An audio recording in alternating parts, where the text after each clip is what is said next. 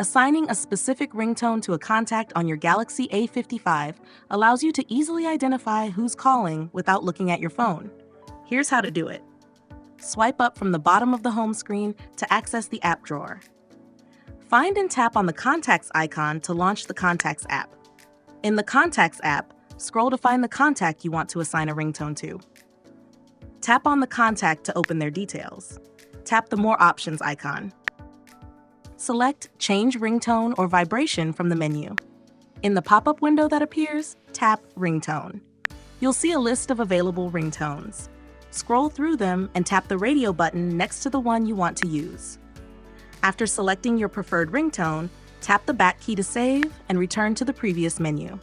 The ringtone for that contact is now changed. You can test it by having someone call you from that contact's number. To assign ringtones to other contacts, simply repeat these steps for each contact. This customization helps you know who's calling without even looking at your Galaxy A55, enhancing your call management experience. I hope this video can help you. And please share the love by liking the video and subscribing to my channel. Thanks for tuning in.